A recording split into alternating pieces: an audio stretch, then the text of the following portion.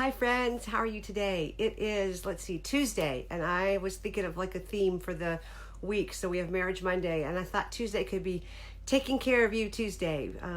Still working on Wednesday, Thankful Thursday, and Faith-Filled Fridays.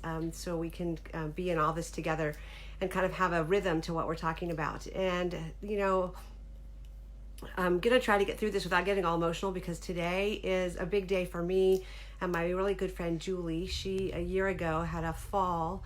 They did 62 stitches in her head and had a massive brain bleed and what they call a TBI. And now she is, and so we didn't know if she was going to live or die. We didn't know what her cognitive abilities would be. And I just got off the phone with her. We talk often, but she is one of my closest friends.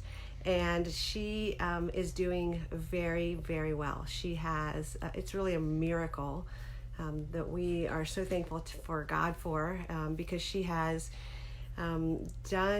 she's like 97% back her old self. Hi, Jen Zitelli, how are you?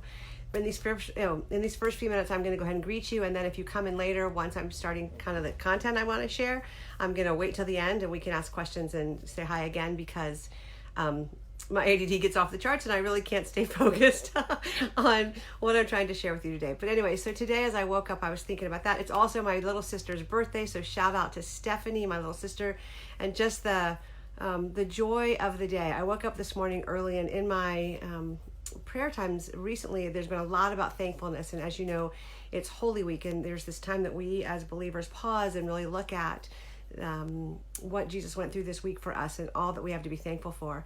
And so on Palm Sunday, which was Sunday, there is the big celebration of Jesus entering Jerusalem and everybody crying, Hosanna, Hosanna. Blessed is he who comes in the name of the Lord. And then as the week goes on, things kind of go sideways for him. And God knew exactly what was happening, but it was a tough week, a suffering week, a week of being with his disciples, knowing it was the last week of his life. On Thursday, there was the Last Supper. Friday was his death and crucifixion and death. And then, of course, on Sunday, Resurrection Sunday, we celebrate his raising from the dead. But it got me thinking a lot about the suffering of God, the suffering of Jesus, the suffering that we're struggling and suffering through right now, and that there's nothing happening right now that God doesn't understand. And so there's kind of the context of my really thinking about what is it that I want my mind to be focused on, which is where we'll get all the way back to, let's talk about taking care of you. And one of the things I want to say to all of you, all of us, is whatever you're feeling is okay. Yesterday, I was with some friends on a phone call, and I was really angsty about some technical stuff that I was dealing with work. And I was frustrated because I didn't know how to do something, and I'm not technically oriented, and I don't know technical people. If you are a technical person who loves to do back-end stuff, message me because I would love to talk about possibilities for working with you. But I was just really frustrated, and my good friend said to me, Susie, I think some of your frustration is really bound up in the fact that you're fearful. And it kind of struck me odd at one moment, and then the next minute my eyes filled up with tears. And I realized that hi Michelle, good to see you, Shasha. And I realized as my eyes filled up with tears that she had struck a chord, that what I was feeling angry and angsty about really had far more to do with a fear that I'm trying to keep at bay. Here it comes.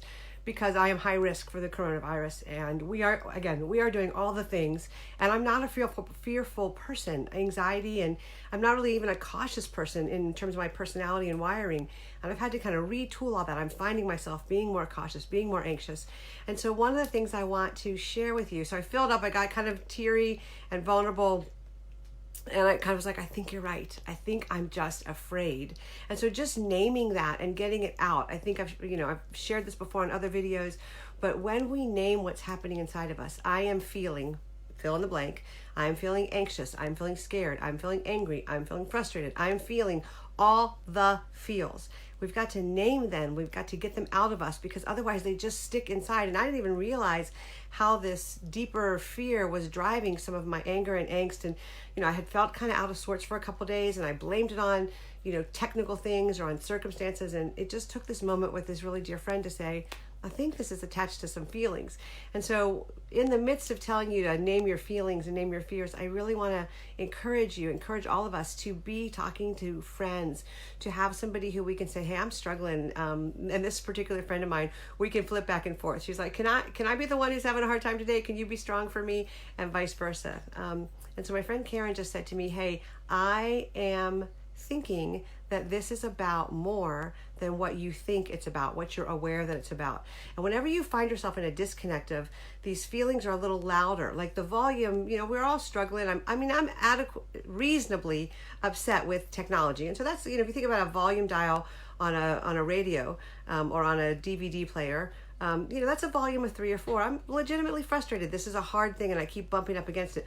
But when the volume of my content comes out at a 7 or 8 and the volume doesn't match the level, that's a moment for us to pause and go, what's happening inside of me that there's a disconnect between what's going on and the volume of my expressing it or feeling it. And so I just was really intense about, stupid technology and this and that. And so this good friend said, I think there's more going on there. And I knew immediately that that is what I would talk about today, that I would share with you the realities that we are struggling.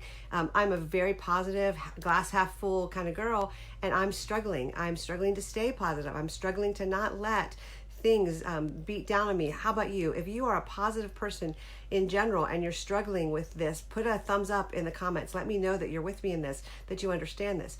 If you are not a positive, or you're more of a glass half regular or empty or middle, or you're, in our family, we call it being a realist. It's not a bad thing. Glass half empty sounds so negative. But if you are more what, my family, my husband and my daughter would be, is a realist, a practicalist, and you're kind of like, working to stay on the positive side of things, give me a thumbs up and let me know that that's who you are. Say, I'm a realist and this is hard. Because whatever it is that you're feeling, that level of personality comes into play. So for me, as I'm working on trying to stay more positive, it's more work to stay more positive. If you're trying to stay real, like a realistic person, and you're trying to share with people, hey, here's what we need to be aware of, it's more work to stay even keel and stay there. The reality of what's happening in our lives, it's just real. There's this real threat. It's unknown, it's uncertain. And in those places, we need comfort, we need clarity, and so to get that, we have to be aware of what's going on inside of us. So taking care of you, a couple things I want to tell you. First, name your feelings. Name your feelings, get them out. And if you don't know really what, I had no idea that was the bigger feeling underneath what was going on. I was talking with a good friend. So talk with a good friend and say, hey, and I kind of was like, I'm just angsty, I'm angry, I'm frustrated, and I think there might be something going on, or Susie said to talk with you about something maybe else going on. I'm just wondering, can you let me, kind of dump my box? Can you let me, dump all the things going on inside of me and help me figure out what I'm actually feeling? Because once I got that out, and I always tell this to people, for women, our tears our feelings are connected to our tear ducts. And so whenever I'm with a group of men, I'm like, don't freak out, men. You didn't do anything wrong. Women's feelings are connected to their tear ducts. And so when you feel yourself well up, or you feel yourself getting anxious, take a few deep breaths. I'm really using all of my deep breathing. I'm starting to do yoga again, and really trying to stay centered and grounded. Plant your feet on the floor. Sit up straight. Tell yourself, I am a grown-ass woman and I can handle this if I'm honest about what's going on inside of me. Because what we don't want to do is white knuckle handle it, where we just, toughen up and go, I'm just going to get through this. Because when we gut our way through this, there's, a mess in our wake. That's not good for our relationships. I was, as I said, the weekend I was kind of out of sorts. I was snippy with John. I was impatient with people. I was unkind, even in my dialogue with myself. None of that is good for us. And so we don't want to gut it out or grind it out. We want to get it out. You want to get it out and name your feelings. And then you can decide, what do I want to do with this feeling? And so for me, it was, I just want to acknowledge I have a reason to be afraid. It's legitimate. It's not, oh, Susie, you're being silly. I have a legitimate reason to be afraid or fearful. And then I'm like, okay, let's honor that. Now, what am I going to do with that? I'm not going to let it control me. This is where my faith comes in really big time. And I'm like, you know what? My faith is going to overcome my fear. And so what I'm going to do to help myself, what I help my clients do, is watch what I say to myself. What are the words you're using to talk to yourself? So you want to name your feelings, talk about them with a good friend if you can, get them out. Don't gut it out. And then decide a couple mantras that you can say to yourself to replace some of those fears and those feelings and those stories that we say to ourselves that are unkind. So for me, as I kind of woke up this morning, thought was, thank you, God, that I'm strong, that I'm healthy, that you're protecting me. And when those feelings, and that's kind of become my mantra, thank you, I'm strong, I'm healthy, God is protecting me. And that helps kind of bring the brain science, all the adrenaline in your head and in your body, back down, because when we have fear, our adrenaline kicks up and our bodies start going into high, that fight or flight motion. So we have a couple mantras so that we're able to say to ourselves some things that calm us down. If you have some things that you say to yourself, put them in the comments below. Let me know what they are. Let's share. Let's get through this together. One of the other things I do, one of the things I tell my clients to do all the time is say to yourself, I don't talk to myself that way anymore. I'm now going to say it this way. And I say that out loud because I've got to catch myself in the moment of getting caught in the dervish, the undertow, the kind of whirling thoughts. And I'll say, I am choosing faith over fear. I am, enjoying the fact that I'm strong, I'm healthy. I'm thankful for the sunshine. I'm thankful for what I get to do today. If none of that works and I kind of can't get out of that dervish, then I go, I do the whole phone a friend. I'll ask John. I'll, go back to my quiet time and look at what I've read and pray and just ask God to kind of infuse me with his peace, because I can't get it on my own. Something I heard yesterday that I thought was so good was, God gives us the peace that passes understanding when we're in places that are past our understanding. God gives us a peace that passes understanding when we are in a place that passes our understanding. And gosh, aren't we? We're in places that pass our understanding. I don't know what's going on. I don't know what is happening tomorrow, let alone the rest of today. I woke up this morning and I had this momentary fear of, well, what about when it's over? What about when things start getting back together? Am I still going to be at risk? How's all that going to go? And on my mind started, spooling out. And I thought, wait a minute. I don't go there anymore. I don't think that way anymore. I don't let myself go down that road. I'll just get caught in the undertow. I came back to, I am healthy. I am strong. God is protecting me. I'm going to do the next thing today. I am going to stay positive and focused on what I can control, because I can only control what I think, what I say, what I do. And those are the things that we can all control together. So I hope those are helpful for you. If you have any questions, pop them in the comments right now. I'll take a few minutes to answer them. Sharon, yes. Hi, good to see you there. She said, I cannot change the way other people act, only the way I react. I did something the other day about how we respond. You kind of take a moment, count to 10, choose how you want to respond to something so that you're not going to get caught in their undertow. Let's see if anybody else put anything in there. Hey, Jen, Michelle, Colleen, good to see you all here. Thank you for being here and for joining me. I will be here tomorrow again at noon Eastern, 9 my time. And I do hope that as you learn to take care of yourself, you'll begin to see all your other relationships will get better. Everything starts with our relationship with ourselves.